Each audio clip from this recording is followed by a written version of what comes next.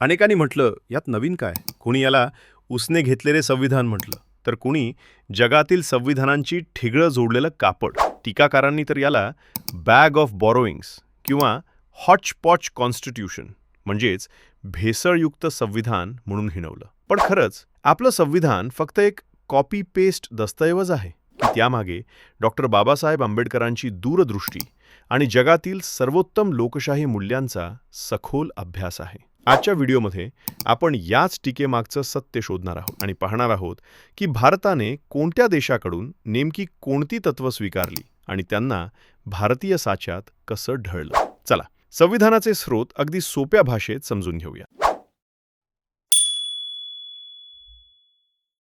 भारतीय राज्यघटनेचं महत्त्वाचं वैशिष्ट्य म्हणजे ती विविध स्रोतांमधून घेतलेली आहे. राज्यघटनेच्या संरचनात्मक चौकटीवर सर्वाधिक प्रभाव हा भारत सरकार कायदा 1935चा आहे. ब्रिटिश संसदेने संमत केलेल्या या कायद्यातील अनेक तरतुदी जवळजवळ जशाच्या तशा राज्यघटनेत समाविष्ट करण्यात आल्या आहेत. या कायद्यातून पुढील महत्त्वाच्या गोष्टी स्वीकारण्यात आल्या: संघराज्य रचना, न्यायव्यवस्था, राज्यपाल, आणीबाणीचे अधिकार, सार्वजनिक सेवा आयोग आणि अनेक प्रशासकीय बाबी या कायद्यापासून घेतल्या आहेत. डॉक्टर बाबासाहेब आंबेडकर यांनी स्वतः मान्य केले होते की राज्यघटनेचा मोठा संरचनात्मक भाग 1935च्या कायद्यावर आधारित आहे.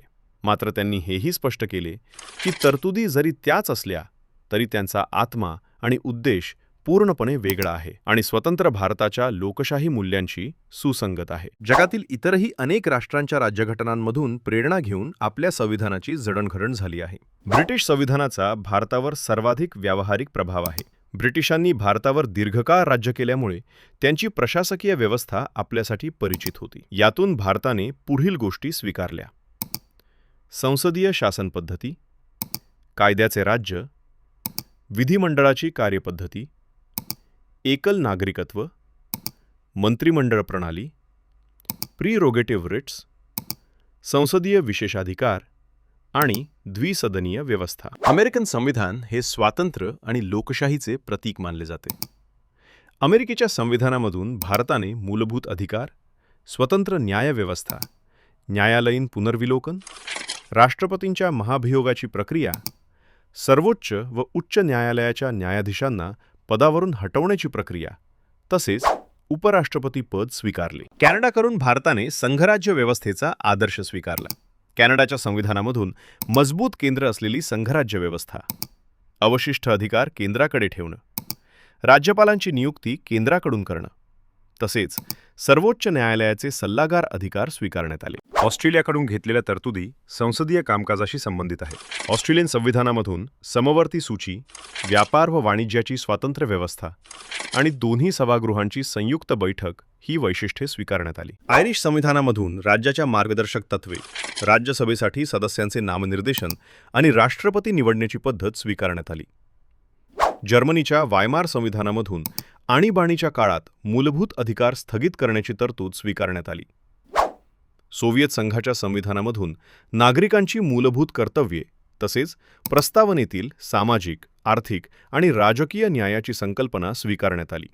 फ्रेंच संविधानामधून प्रजासत्ताक ही संकल्पना तसेच स्वातंत्र्य, समता आणि बंधुता ही तत्त्वे स्वीकारण्यात आली.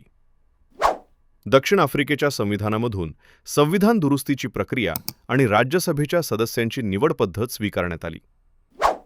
जपानी संविधानामधून कायद्याने स्थापित प्रक्रिया ही संकल्पना स्वीकारण्यात आली. जरी हे स्रोत विविध देशांचे असले तरी ते आंधळेपणाने घेतलेले नाहीत. भारतीय परिस्थिती, संस्कृती आणि गरजांनुसार प्रत्येक तरतुदीत आवश्यक ते बदल केले गेले. म्हणूनच हे संविधान केवळ पॅचवर्क नसून जगातील सर्वात श्रेष्ठ असा जिवंत दस्तऐवज आहे. डॉक्टर बाबासाहेब आंबेडकरांनी अभिमानानं सांगितले होते, जगातील सर्व ज्ञात राज्यघटनांचा अभ्यास करून भारताची राज्यघटना तयार केली आहे. संविधान तयार करताना इतर देशांच्या राज्यघटनांमधील चांगल्या गोष्टी स्वीकारणं म्हणजे चोरी नव्हे, कारण ज्ञानावर कोणाचीही मक्तेदारी नसते.